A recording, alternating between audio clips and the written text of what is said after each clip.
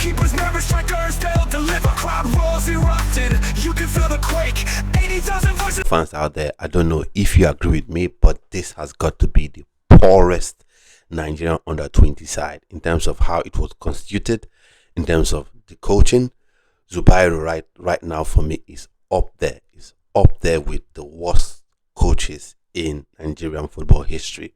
Now, it may seem like I'm a bit harsh, but after 2 games, there's nothing to enjoy about the under-20 national team performance. There was nothing to enjoy whatsoever. Because usually, these 8-grade competitions, you say it's a game where these are tournaments where you're meant to see players develop, meant to see young, exciting talents. But this game has been poor. The way they've been put together tactically has been poor. The players that he's decided to assemble have been poor. Now, everyone knows I like to talk about dual nationals that can play for Nigeria, and I also talk about grassroots players as well. But on both sides, could have gotten better players, 100%. Whether you're focusing mainly, on grassroots players from the Nigerian football scene directly, or you decide to focus on dual nationals, either way, you should be getting better players. Now, in this game against Morocco, he had Areri Porabo on the bench till about 10 minutes to go, or even less. And this is a game that you needed to win, to ensure your qualification for the next round, or for the quarterfinals. So this was very, very poor, a very, very poorly put together side. I watched the first game, very shaky. The team couldn't put 2 passes together, so poor. Areri Porabo had to feed on scraps the whole game. Bits of his quality, shone through, despite the fact that he was, he didn't receive service as he should have. And then going into this game was even worse off. I think the Benjamin kid as well, he didn't get that much service. He had to feed on scraps. And usually, the Nigerian under-20 side, they usually see a couple of exciting wingers. You usually see, some ball-playing midfielders. You usually see people that excite you. But in this one, no player has excited me in this tournament. I don't know about you, but this has got to be the poorest team ever in under-20 history from a Nigerian perspective. Performance has been poor.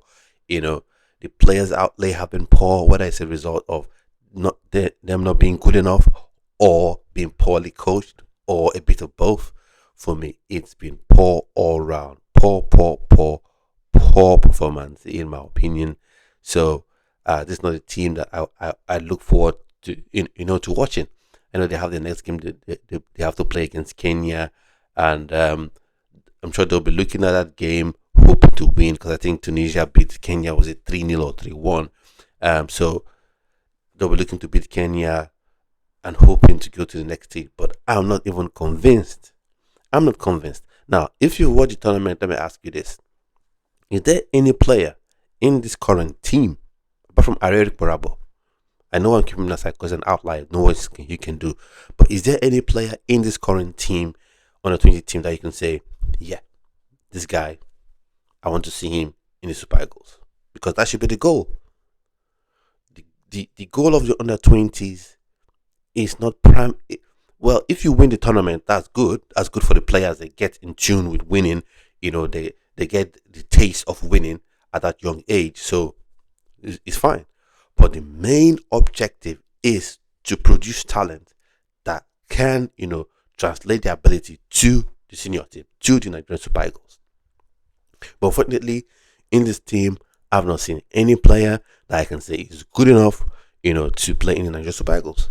And like I said, maybe it's because they've been poorly coached, or they're being played out of position by Zubairu. But I think he is not a good coach, in my opinion. I don't know how he got the job. Somebody will come up to tell me that he's been coaching, he's been part of the sort of football setup for a long time now. Maybe that's true. Maybe I'm wrong. Maybe I don't know. But he has been really, really poor. Very poor. And speaking of watching the tournament, you can watch it on CAF TV online YouTube channel, so it's free to watch. So you can easily just go on YouTube and watch it. It's free. But the performance has been really poor. And I'll say this: if you haven't watched the games, though I want you to watch it, but if you haven't watched the games, you haven't missed anything. You haven't missed anything because there's nothing really to excite you.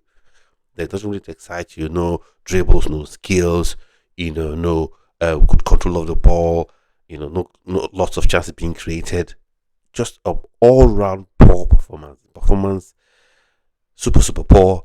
In fact, at some point I wasn't feeling like doing the video, but I said, yeah, I have to do the video. People have to know. People have to be informed, good, bad, or indifferent. You have to be able to come up and give your opinions on things. And I also want you to give your opinions, just opinions on this AFCON under-20 side. Do you think I'm being a bit too harsh? Do you see anything good from the performances? Do you see any player that catches your sort of fancy that you can say, okay, yes, this is someone that can make it to the Nigerian Super Eagles? Do you see Zubairu? Do you see some tactical qualities in him? For me, I don't see it, but we see football differently. That's the beauty of football. It's very subjective. So let me know your thoughts and opinions in the comment section, and I'll see you on yet another video. So stay well and stay blessed. Bye bye.